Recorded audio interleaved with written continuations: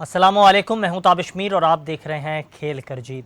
कल ऐसा कुछ हुआ जो माजी में हो चुका है। वही खिलाड़ी, वही बल्लेबाज, वही गेंदबाज और मैच का आखिरी ओवर। और नसीम शाह की जानिब से शानदार अंदाज से स्टोक्स खेलकर मैच पाकिस्तान के नाम करने का एक और सिलसिला। नसीम शाह ने एक बार फिर से तारीख रकम कर दी, अफगानिस्तान के शायकीन के दिल तोड़ दिए।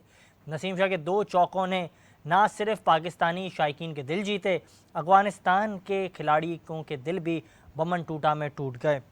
और ये सब कुछ कल के मैच में हुआ, जिसके हवाले से दूसरे एक रोज़ा मैच में जहां पाकिस्तान ने ये सीरीज़ को 2-0 से अपने नाम कर लिया, तो अब पाकिस्तान ने 3 मैचेस की सीरीज़ में 2-0 से ये सीरीज़ जहां जीत ली, तो ये तमाम तर मैचेस का क्रेडिट कौमी क्रिकेट टीम के कप्तान बाबर आजम ने मीडिया से बातचीत करने के बाद कहा कि नसीम शाह ने जिस अंदाज से बैटिंग का मुजाहरा किया, ये सहरा उनके सर पर जाता है। दूसरी जानिब मीडिया एक गैर रस्मी गुफ्तगू के दौरान शादाब खान ने भी कहा कि जिस अंदाज से बल्लेबाजी का मुजाहरा किया है नसीम शाह ने, उन्होंने वाजे कर दिया कि जो प्लान था उसके मुताबिक उन्होंने बैटिंग की। शादाब खान ने मज़ीद ये भी कहा कि जिस अंदाज से हमने मैदान में उतरने के बाद फ़ैसला किया था, जो कंडीशंस थी, तो उसके बाद यही फ़ैसला था कि ग्राउंड बड़ा है, डबल रन्स लेंगे, जहां मौका मिलेगा वहां बाउंड्री भी लगाएंगे। इसके अलावा शादाब खान से मुतालिक एक जो प्रेडिक्शन थी वो हसन अली ने दी, और इसी मैच से मुतालिक उन्होंने कहा कि जो प्रेडिक्शन मेरी थी वो दुरुस्त साबित हो गई। मैच से कबल उन्होंने इस हवाले से बात की तो उन्होंने कहा था कि पाकिस्तान को 4 रन दरकार होंगे और एज होकर चौका होगा और पाकिस्तान मैच जीत जाएगा। और ये कुछ हुआ जिस पर शादाब खान ने कहा कि शाबाश, और जिस अंदाज से आपने प्रेडिक्शन की वो दुरुस्त साबित हो गई। इसके अलावा बात की जाए तो पाकिस्तान की क्रिकेट टीम की जानिब से जिस अंदाज से परफॉर्मेंस का मुजाहरा किया गया, अफगानिस्तान के बल्लेबाजों ने आगाज़ में काफ़ी शानदार अंदाज से बल्लेबाजी का मुजाहरा किया श्रीलंका की स्टेडियम बमन टूटा में, और शानदार बल्लेबाजी करते हुए पहली बैटिंग का मुजाहरा किया और वहाँ उन्होंने 300 रन्स का जो है स्कोर सेट किया, जहाँ पाकिस्तान को 301 रन्स का हदफ दिया। तमाम पाकिस्तान की बल्लेबाजी पहले लड़कती हुई, संभलती हुई और फिर लड़कती हुई दिखाई दी। पाकिस्तान के बल्लेबाजों ने जहां गेंदबाजी में कोई करामत नहीं जोड़ी, कहीं बेहतरी नहीं दिखाई दी, तो दूसरी जानिब पाकिस्तान के बल्लेबाजों ने जहां आगाज़ में काफ़ी शानदार अंदाज से हमने देखा, इमामुल हक ने 91 रन्स की इनिंग्स खेली, बाबर आजम ने अपनी निफ सेंचुरी मुकम्मल की, लेकिन कुछ ऐसी गलतियां वापस से बल्लेबाजों की जानिब से हुई जिसकी वजह से पाकिस्तान के बल्लेबाजों को मुश्किलात का सामना करना पड़ा। और फिर एक कंडीशन ऐसी आई जहां शादाब खान ने शानदार अंदाज से बल्लेबाजी का मुजाहरा किया, जिसके हवाले से वो वाजे कर चुके हैं कि क्या टीम प्लान था उस वक्त, और वो यही कोशिश कर रहे थे कि बेहतर अंदाज से रिस्पॉन्ड किया जाए, और यही कुछ हुआ। उन्होंने कहा कि जिस अंदाज से हमारा प्लान था, हम कोशिश कर रहे थे कि प्लान के मुताबिक तमाम तर चीज़ें एग्जीक्यूट हों, और ना सिर्फ वो एग्जीक्यूट हुई, अगर एग्जीक्यूट नहीं होती तो फिर कामयाबी हमारे हाथ नहीं लगती। दूसरी जानिब नसीम शाह की जानिब से भी बयान सामने आया, उन्होंने कहा कि मैं एक अच्छा बॉलर नहीं हूँ, ये मैं कभी नहीं कहता हूँ, ना तक मैंने अभी तक ये कहा है कि मैं एक शानदार बॉलर हूँ। मैं कोशिश करता हूँ अच्छी गेंदबाजी की, और जिस अंदाज से मैंने अपनी बल्लेबाजी का मुजाहरा किया, तो कोशिश यही थी कि अच्छे अंदाज से टीम के लिए जो है फ़ायदेमंद साबित हो सकूं। उन्होंने यही कहा कि हमारी हमेशा से यही कोशिश होती है कि पॉजिटिव अंदाज से क्रिकेट खेलूं। इसके अलावा बात की जाए तो पाकिस्तान टीम ने जिस अंदाज से बल्लेबाजी का मुजाहरा किया, मुसलसल मेरे ही प्रोग्राम में जो क्रिकेट एक्सपर्ट्स थे उनकी यही राय थी कि एक जानिब ये जो इवेंट्स हो रहे हैं, इसी हवाले से बज़रिया ऑडियो कॉल हमें ज्वाइन किया है पाकिस्तान क्रिकेट का एक बड़ा नाम है, साबिक फास्ट बॉलर, साबिक टेस्ट क्रिकेटर शब्बीर अहमद साहब। जनाब, बहुत शुक्रिया कीमती वक्त देने के लिए। Welcome to the show. अस्सलाम वालेकुम। सर, इसी हवाले से बात कर रहे थे, हमने अक्सर कम देखा है लेकिन आजकल तो ऐसा मुमकिन दिखाई दे रहा है कि पाकिस्तान के टेल एंडर्स के हवाले से बात की जाए तो वो परफॉर्मेंस का ना सिर्फ मुजाहरा करते हैं, तारीख रकम करने का भी शेवा जो है पाकिस्तानी टेल एंडर्स में भी आ गया है। आपको याद होगा साउथ अफ्रीका के खिलाफ उमर गुल ने काफ़ी ज़बरदस्त इनिंग्स खेली थी। अब हम देख रहे हैं शाहनवाज दानी ने हिंदुस्तान के खिलाफ 2 छक्के लगाए, फिर नसीम शाह ने अफगानिस्तान के खिलाफ 2 छक्के लगाए थे। कल का मैच जिस तरह से नसीम शाह ने खेला, क्या समझते हैं पाकिस्तानी गेंदबाजों में भी अब ये सलाहियत है कि वो गेम चेंजर साबित हो सकते हैं? बिल्कुल इनमें सलाहियत है, और साथ इन्होंने हमेशा, बल्कि ये तो टीम वर्क होता है, और टीम वर्क का मतलब ये होता है कि हर बंदा अपना उसमें टीम में हिस्सा डाले, जो भी जीत है। और खासतौर शदाब की भी तारीफ करना बनती है, उसने एक मैच को पलट दिया, तो एंड पे आके फिनिश अच्छा कर गए नसीम शाह। तो ये टीम के साथ साथ ये चीजें होनी चाहिए आपके जीवन के। हमें ऊपर से भी थोड़े से रन कम मिले हैं और वहाँ पे अच्छी पार्टनरशिप होनी चाहिए थी, लंबी होनी चाहिए थी, ताकि इतनी नौबत आती ना। बिल्कुल। तो लेकिन इन्होंने मैच जीत के वो जो एक टेम्पो बना हुआ था उसको कायम रखा। अच्छा सर, अब क्या समझते हैं, अब जो आखिरी एक रोज़ा मैच होना है और श्रीलंका की कंडीशन में खेला जाएगा, पाकिस्तान और अफ़गानिस्तान की टीमें मद्दे मुकाबिल होंगी, अभी हमें एक्सपेरिमेंट करना चाहिए? जो खिलाड़ी हमारे पास बेंच में मौजूद हैं, आमिर जमाल को मौका देना चाहिए, क्या समझते हैं? बिल्कुल चेंज करनी चाहिए, एक दो से ज्यादा चेंज होनी चाहिए, लेकिन मेरा भी ख्याल है कोई चेंज करेंगे विनिंग कॉम्बिनेशन को। और लेकिन हमें यहाँ पे थोड़ा सा लेना चाहिए, जैसे इंडिया ने वेस्ट इंडीज में चेंजेस किए हैं, अभी आयरलैंड में चेंजेस किए हैं, ताकि टीम उनका जो है वो एक पीछे बैकअप जो है वो तैयार रहे। और अभी वर्ल्ड कप के लिए तैयारी है, फिर एशिया कप भी शुरू हो जाएगा, फिर वर्ल्ड कप है, ताकि नए लड़कों को भी साथ साथ चलाते जाएं। अच्छा और सर। जो साथ गए होते वो कम नहीं होते, वो पूरे ही होते हैं प्लेयर, तो उनको भी चांस दिया जाए ताकि वो भी अपनी सलाहियतों का मुजाहरा कर सकें। बिल्कुल, आपने काफ़ी शानदार अंदाज से लफ्ज़ों को लफ्ज़ों से जोड़ा, और आपने जिस अंदाज से बात की, आपने होंठों को जिस तरह से जुम्बश दी, तो इससे तो वाज़े हो गया कि काफ़ी ऐसी चीज़ें हैं जिसे बोर्ड को लेकर, कप्तान को लेकर और चीफ़ सेलेक्टर को लेकर सोचना चाहिए।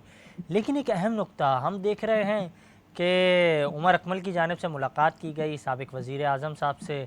इससे पहले हमने देखा था फ़हीम अशरफ की भी मुलाकात हुई थी नवाज़ शरीफ साहब से। तो सियासी असर रसूख की वाबस्तगी भी काफ़ी इस हल्के में नज़र आती है, क्या कहेंगे इस पे? देखिए, कोशिश की जाती है कि किसी तरह से कहीं पे नाम आ जाए, लेकिन आपने ग्राउंड में किसी सियासी रहनुमा ने नहीं परफॉर्मेंस देनी होती, वहां पे आपने खुद ही परफॉर्म करना होता है।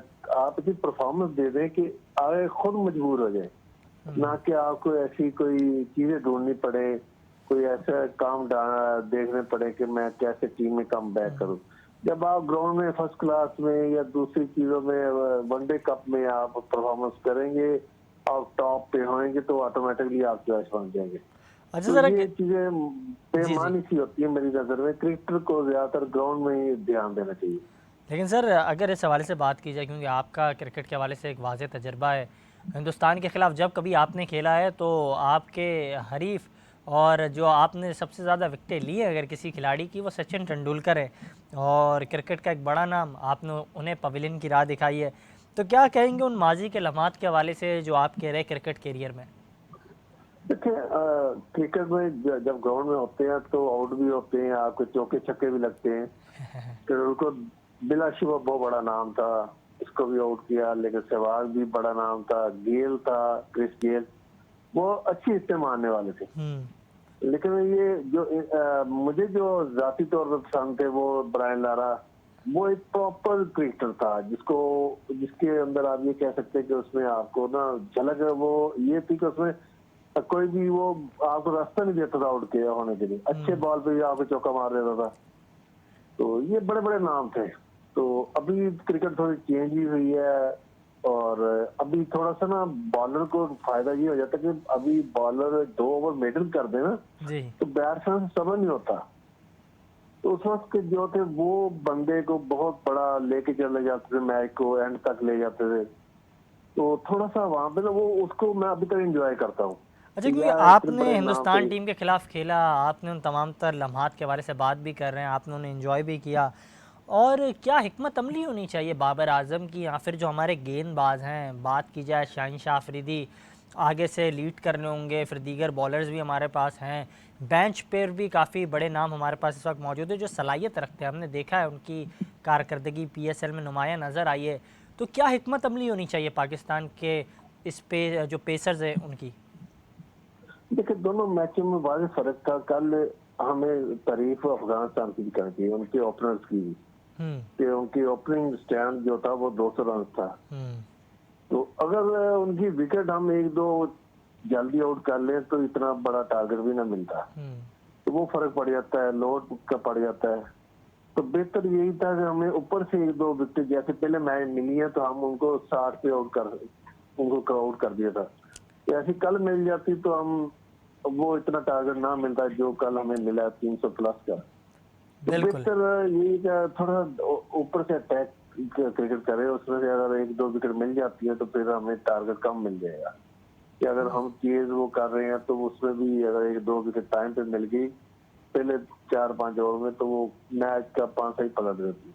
बिल्कुल, तो आगाज़ में ये विकेटें चीजें मिलने से काफ़ी थोड़ा असर सा, पड़ता है। हाँ बिल्कुल। हाँ, बिल्कुल वो हमेशा, और शहनशाह अफरीदी ने हमेशा लेके दिए विकेट पहले 2-3 अच्छा, ओवर मैं में। वो आपकी इस हवाले से उम्मीद है कि कीमती राय शायद ये जानना शुरू। चाहूँगा। मुसलसल पाकिस्तान क्रिकेट के हल्के में से आवाज़ें सामने आ रही हैं और साबिक फास्ट बॉलर्स जो हैं इस हवाले से बात भी करते हुए दिखाई देते हैं। मेरे ही प्रोग्राम में मौजूद थे मुतादिद फास्ट बॉलर्स और हमने देखा, उनसे भी हमने जब बात की तो उनका यही मुतालबा था कि आपको अपनी बॉलर्स को इस वक्त जो लीग्स चल रही हैं उसमें नहीं खिलाना चाहिए, एनओसी नहीं देनी चाहिए, क्योंकि वर्ल्ड कप, एशिया कप, बड़े इवेंट्स के हवाले से आपको उन्हें आराम देना चाहिए ताकि वो फिज़िकली फ़िट हों तो वहाँ डिलीवर कर सकेंगे। क्या कहेंगे, बोर्ड को इस हवाले से संजीदा होना चाहिए था?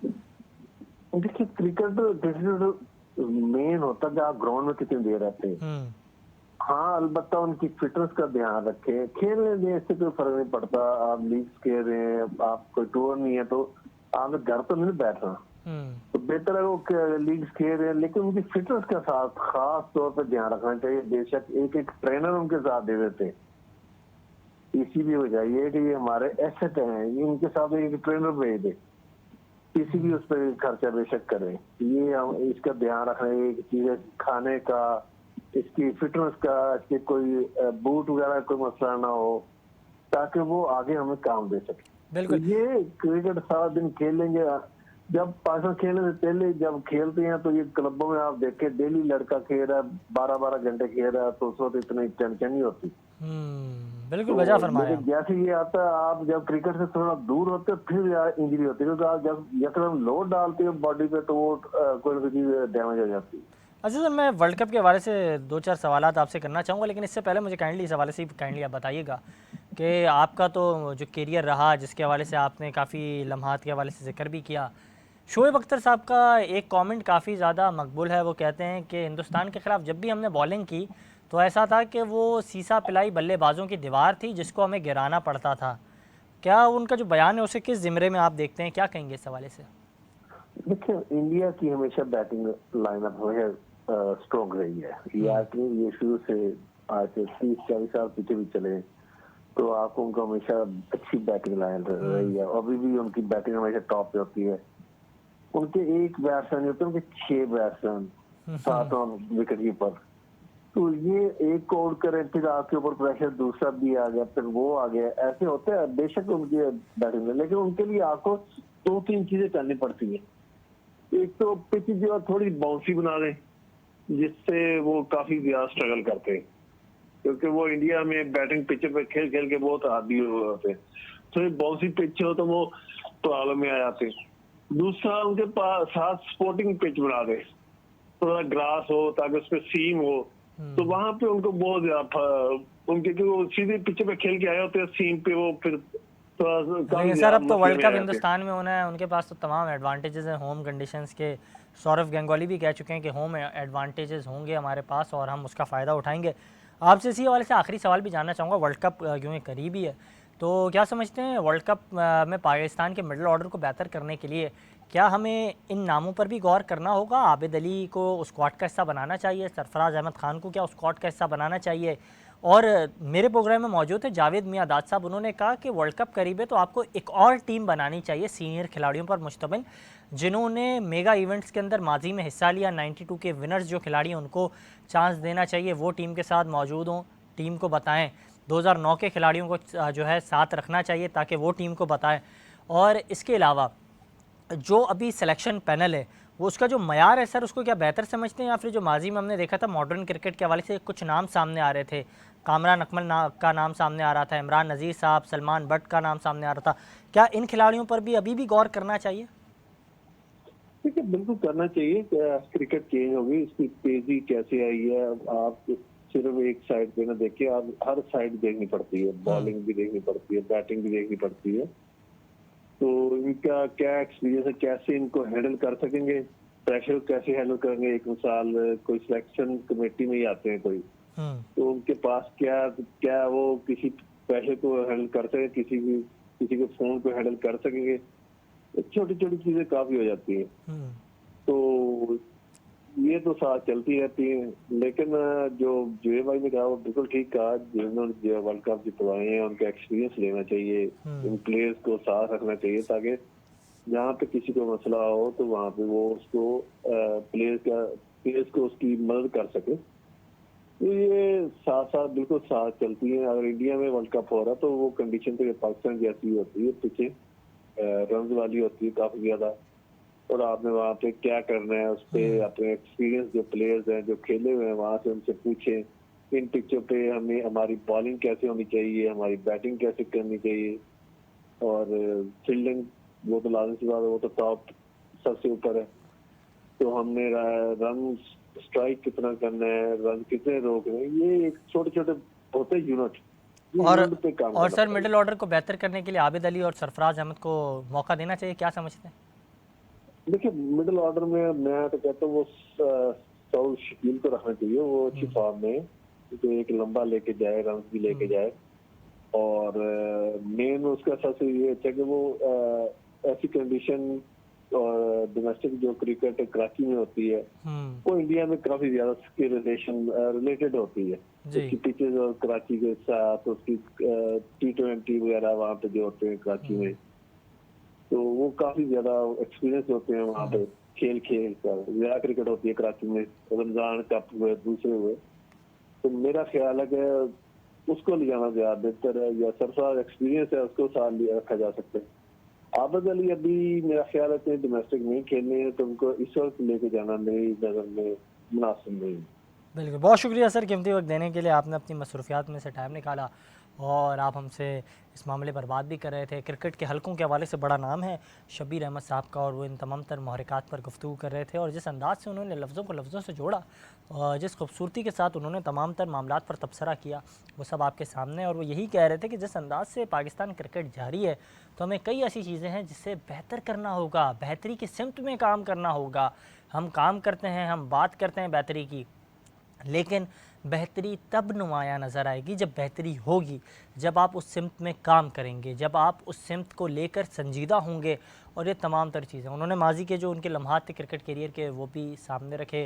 उन्होंने कहा कि जिस अंदाज से उन्होंने माजी में सचिन तेंदुलकर की विकेट हासिल की, वो एक अहम लम्हात थे उनके क्रिकेट करियर के। ब्रायन लारा के हवाले से उन्होंने बात की, और दीगर जो खिलाड़ी थे उनके हवाले से वो बात कर रहे थे हमारे प्रोग्राम में, और इसी हवाले से वो गुफ्तगू कर रहे थे।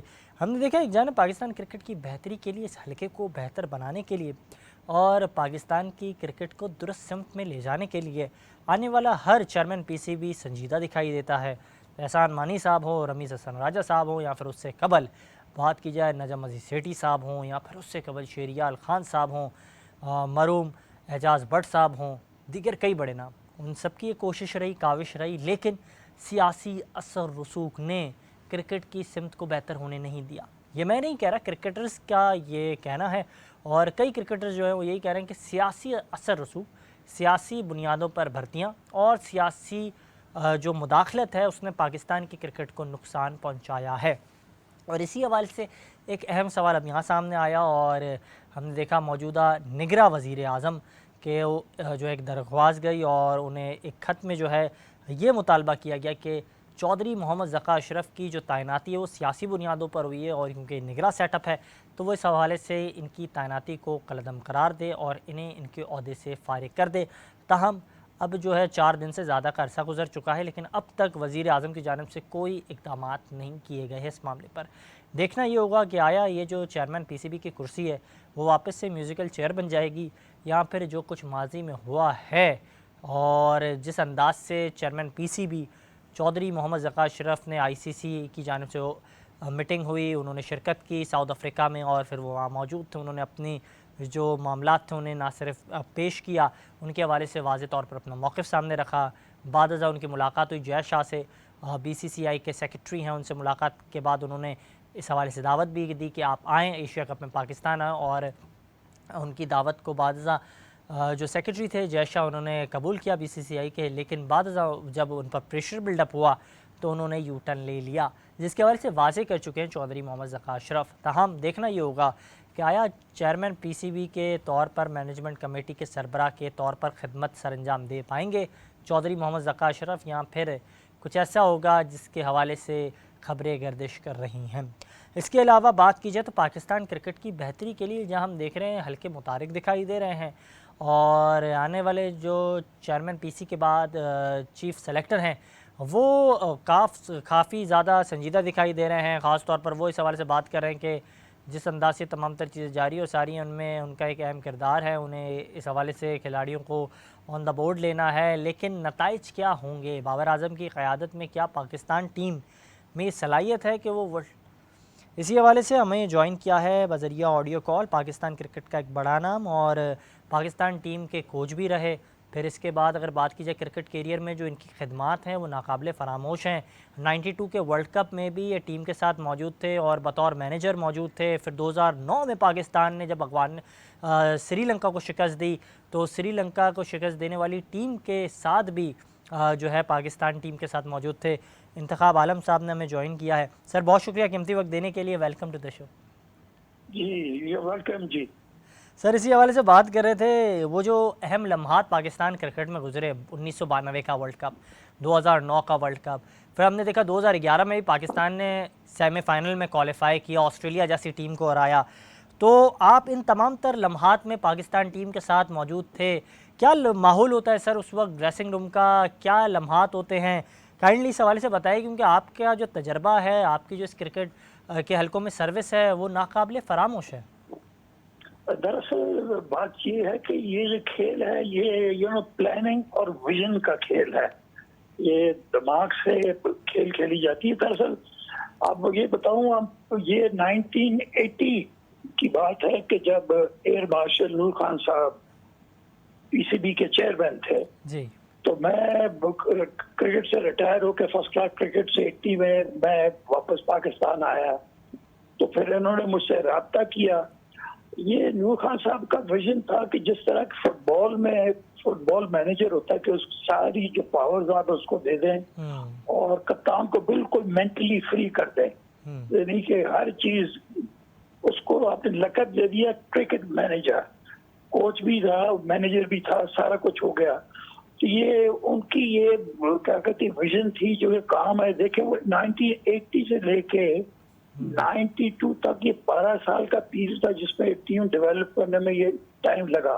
और फिर हमने 92 का वर्ल्ड कप भी जीता, 82 में फिर हमने इंग्लैंड जाके इंग्लैंड को भी जीता, फिर हमने ऑस्ट्रेलिया को 3-0 हराया पाकिस्तान में, फिर इंडिया को हमने 3-0 हराया पाकिस्तान में, उसके बाद फिर नेहरू कप हमने जीता, फिर शारजा कप जीता। तो ये सारा कुछ पीरियड था, ये वो 12 साल के अंदर ये सारा कुछ हुआ। तो ये था कि एक तो ये थी कि लोगों की टोटल सिंसियरिटी थी, मेंटली टफनेस बहुत थी, फिजिकल फिटनेस बड़ी तक, यानी कि हर तरीके से देखा जाए they worked as a team, as a one unit actually। और जब भी आपके सामने आपके सारे कारनामे सामने आए। बिल्कुल बिल्कुल वजह आपने फरमाया कि तमाम कारनामे तभी मुमकिन हुए कि आपने टीम मैनेजर पर एतमाद किया, आपने उन्हें एक तवील अरसा दिया, उन्होंने ना सिर्फ खिलाड़ियों को समझा, बेहतर माहौल उन्हें फ़राहम किया और ये तमाम तर चीज़ें होने में जो है आसानी हुई। लेकिन सर आपसे मैं आपकी राय जानना चाहूँगा, आपकी राय काफ़ी अहम है इस हल्के में, क्योंकि जो खिदमात आपकी हैं उसके हवाले से तो ये बात काबिल ज़िक्र है कि आपने जो बात की बिल्कुल बजाय है कि हमें मौका देना होगा हर आने वाले फ़र्द को और वो अपनी खिदमत इस हल्के में करे।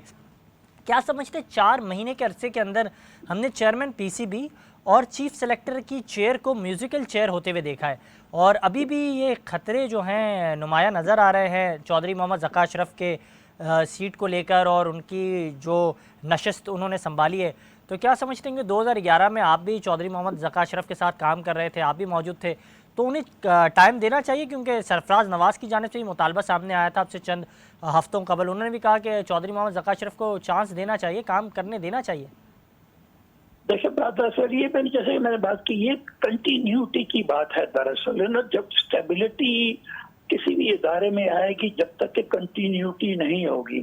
देख लेना, पिछले 7 माह से लेकर 3 चेयरमैन आपके चेंज हो गए, आपकी सिलेक्शन कमेटी चेंज हो गई, आपके कोचेस चेंज हो गए, तो फिर इस तरह बहुत मुश्किल हो जाता है। तो ये इसका असर प्लेयरों पर भी पड़ता है। तो नई मैनेजमेंट आएगी तो मैं समझता हूँ जो भी आए, जो भी चेयरमैन बने, उसको कम से कम मैं समझता हूँ कि 3-4 साल का पीरियड देना चाहिए।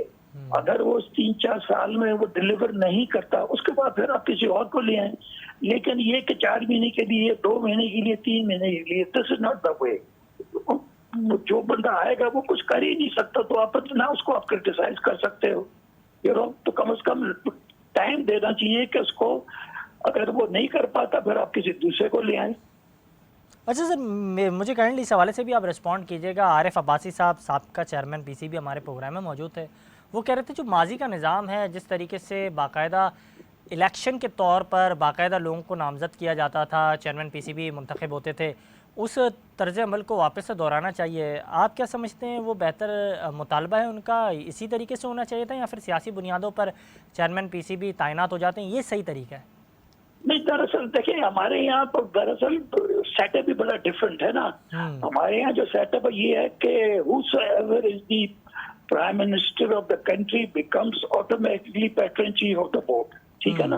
और ये कहीं दुनिया में क्रिकेट में नहीं होता। फिर ये जब वो पैट्रन चीफ बन जाते फिर उनका प्रोगेटिव होता है कि वो किसको चेयरमैन लगाते हैं पीसीबी में, ठीक है ना। तो ये चीजें होनी नहीं चाहिए, ये बगैर डेमोक्रेटिक सेटअप होना चाहिए कि जो भी आपके ओहदेदारान हैं, जो मेंबर्स हैं पीसीबी के, उनमें से उनकी सिलेक्शन होनी चाहिए।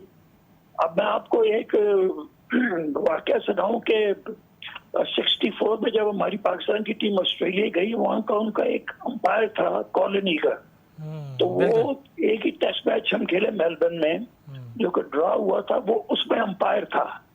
यानी कि उनके अपने सेटअप से वही बंदा as a umpire Australian cricket board का चेयरमैन बन गया। कैन यू इमेजिन कि ये कभी हो सकता है हमारे मुल्क में या कहीं और भी? तो अगर सर हमारे मुल्क में अगर ये हुआ तो ये मजायके से कम नहीं होगा। नहीं, ये तो होना इसी तरह चाहिए दरअसल, लेकिन ये कि अब इसको कौन चेंज करेगा, this is beyond my thinking. बिल्कुल बिल्कुल, वजह आपने फरमाया। मैं आपसे आपकी कीमती राय इस मामले पर भी जानना चाहूँगा। अब हम हिंदुस्तान जा रहे हैं खेलने वर्ल्ड कप, तो क्या समझते हैं पाकिस्तान टीम में ये सलाहियत है, जो मौजूदा मैनेजमेंट है उसमें ये सलाहियत है कि वो ना सिर्फ टीम के साथ जेल होगी, उस तरीके से बैक करेगी टीम को, जिस तरह से हमने देखा 2009 में आप मौजूद थे, 1992 में आप मौजूद थे, वो लम्हात मुख्तलिफ थे, वो अंदाज़ मुख्तलिफ था खेल का। अब क्या समझते हैं बाबर आजम की क़यादत में Pakistan team have some spirit to win this world cup? देखिए, हमें तो बिल्कुल बैकअप करना चाहिए। देखिए, हमारी टीम माशाल्लाह और वो एशिया कप भी खेलेगी और फिर वर्ल्ड कप में भी जाएगी, तो हमें अपनी टीम को बैक करना चाहिए। लेकिन वहां पर जाके खेलना, हिंदुस्तान में खेलना जाके थोड़ा सा मुश्किल होगा, क्योंकि वहां का जो क्राउड है वो आपके साथ तो होगा नहीं, वो आपके अगेंस्ट ही होगा। फिर उस टीम को मेंटली इतना टफ कर देना चाहिए जाके, क्योंकि प्रेशर तो बहुत होगा। जो भी लड़का प्रेशर ले लेगा, प्रेशर ऊपर नहीं लेगा, तो वो सक्सेसफुल हो सकता है। तो हमें कुछ ऐसा करना चाहिए कि हमारी फिटनेस लेवल बहुत अच्छी होनी चाहिए, मोर देन 100%। फिर मेंटल लेवल आपका बड़ा सही होना चाहिए और टीम में टुगेदरनेस होनी चाहिए, ताकि जो भी आप मूव करें तो पूरे एक यूनिट आपका मूव हो। पर ये एक चैलेंज है आपका, जो मैनेजमेंट टीम के साथ, उनके लिए भी बहुत बड़ा चैलेंज है कि they also have to perform, क्योंकि इतनी इसमें पॉलिटिक्स आ गई है। और मैं समझता हूँ कि बड़ा अच्छा फैसला किया हमारी गवर्नमेंट ने कि हम जाके इंडिया में खेले। मैं भी चाहता था कि we should go there and gracefully जाए और वहां जाके उनसे जीते।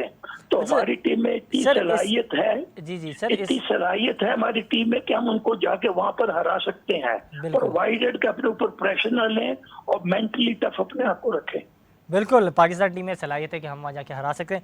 सर, मैं आपसे ये राय जानना चाहूँगा, क्योंकि आपकी इस हल्के में ना सिर्फ खिदमात हैं और वाज़े खिदमात हैं, और चौधरी मोहम्मद ज़का अशरफ के साथ आपके भी काफ़ी अच्छे मरासिब थे और अब भी होंगे यकीनी तौर पर, और आप 2011 में टीम के साथ मौजूद थे। अगर आपको इस हल्के की वापस से खिदमत करने का मौका दिया जाता है तो सर क्या हम आपको देखेंगे इस पस मंज़र में? खैर इस वक्त तो मैं इस पर कोई बात करना नहीं चाहता, ये तो डिपेंड करता है ना कि सूरत हाल क्या बनती है। लेकिन ये है कि हमने अपनी तरफ से बड़ी खिदमत की, अपने पाकिस्तान की, पाकिस्तान के नाम हमने किया। सर आपसे और आपका राब्ता हुआ है चौधरी मोहम्मद ज़का अशरफ साहब से, या फिर उन्होंने नहीं राब्ता नहीं किया? नहीं, मेरा नहीं कोई राब्ता नहीं हुआ, ना उन्होंने मुझसे किया ना मैंने उनसे किया, but I wish him all the best. अच्छा सर, आखिरी सवाल आपसे जानना चाहूँगा कि हमने देखा था डिपार्टमेंटल क्रिकेट के हवाले से, अगर आपकी खिदमत के हवाले से बात की जाए, 14,000 रन से ज़ायद आपके फ़र्स्ट क्लास रन्स हैं और 1500 से ज़ायद विकटें हैं आपकी। तो क्या समझते हैं डिपार्टमेंटल क्रिकेट की बाली पाकिस्तान के लिए जो है क्रिकेट की बेहतरी है? देखिए दरअसल ये एक बहुत बड़ी डिबेट है दरअसल। मैं समझता हूँ कि अच्छी भली आपकी डिपार्टमेंटल क्रिकेट चल रही जिसको आपने आके खत्म कर दिया, ये बड़ा जुल्म किया आपने लोगों के साथ, उनको सबकी नौकरियां चले गई। ये जितने भी पास के क्रिकेटर्स हैं ना, सारी ये डिपार्टमेंटल पैदावार हैं ये। अब यही लोग जब जमाने में खेलते थे तो सब ठीक था, जब वो जमाने में नहीं थे तो फिर ये डिपार्टमेंटल टीम खराब हो गई। तो इसकी भी कुछ वजूहत है कि डिपार्टमेंटल टीम आई कैसे थी और इसको लाया कौन था। तो ये बहुत बड़ी डिबेट है, फिर कभी इस मौजू पर बात हो सकती है। लेकिन मुझे खुशी हुई है कि दोबारा डिपार्टमेंटल टीम आ गई है और उसके साथ आपकी जो फर्स्ट क्लास क्रिकेट है, जो आपकी एसोसिएशन की क्रिकेट है, वो भी जारी रहनी चाहिए। अच्छा सर, आपसे आखिरी इस हवाले से राय जानना चाहूँगा कि क्या समझते हैं जो आने वाले कोई भी चेयरमैन पीसीबी हो या फिर चौधरी मोहम्मद ज़का अशरफ साहब हों, इनको अब ये चैलेंज होगा कि बीसीसीआई वाज़े तौर पर जो उनके इक़दामात हैं उससे तो ये नुमाया नज़र आ रहा है कि वो पाकिस्तान की क्रिकेट को आइसोलेट करना चाहते हैं क्रिकेट के हल्के में, तो उन्हें इस हवाले से भी संजीदा होना पड़ेगा, स्टेप्स लेने पड़ेंगे? देखिए दरअसल ये तो आज से नहीं, तो बहुत अरसे से है। दरअसल एक जमाना ऐसा था कि जब एयर मार्शल नूर खान साहब थे पीसीबी के, उस वक्त तो पाकिस्तान क्या की मैनेजमेंट तो रूल करती थी आईसीसी, और जितने नए रूल्स बने थे सारे उन्हीं के जमाने में बने दरअसल। तो ये दरअसल गेम है, क्या कहते हैं, एक दूसरे के करीब होने के लिए आपके पीआर इतनी होनी चाहिए कि चाहे कितने भी डिफिकल्ट लोग क्यों ना हो, आप उनको अपना मुताद बना ले। तो ये है कि इस लेवल पे ना आपकी जो रिलेशनशिप है बोर्ड की विद ऑस्ट्रेलिया, न्यूजीलैंड, इंडिया हो गया, फिर उसके बाद श्रीलंका है, फिर बांग्लादेश है, साउथ अफ्रीका, इनके साथ आपके रिलेशन का होना बहुत जरूरी है। अच्छा रिलेशन होना चाहिए, तो पर आप बहुत से काम अपनी दोस्ती यारी में करवा लेते हैं। अगर आप अपने आप को आइसोलेट करेंगे और जैसे कि मैंने कहा कि कंटिन्यूटी नहीं होगी तो फिर ये काम बहुत मुश्किल हो जाते हैं। 3-4 साल लगते हैं कि अपने कॉन्टेक्ट बनाने के लिए हर बोर्ड के साथ। बिल्कुल, बहुत शुक्रिया सर कीमती वक्त देने के लिए, और आप हमारे साथ इस हवाले से बात कर रहे थे, बहुत अच्छा लगा। पाकिस्तान क्रिकेट का एक बड़ा नाम इंतखाब आलम साहब बज़रिया ऑडियो कॉल हमारे साथ मौजूद थे और उन्होंने अपनी कीमती राय सामने रखी। यह था आज का प्रोग्राम, इजाज़त दीजिएगा, अल्लाह हाफ़िज़।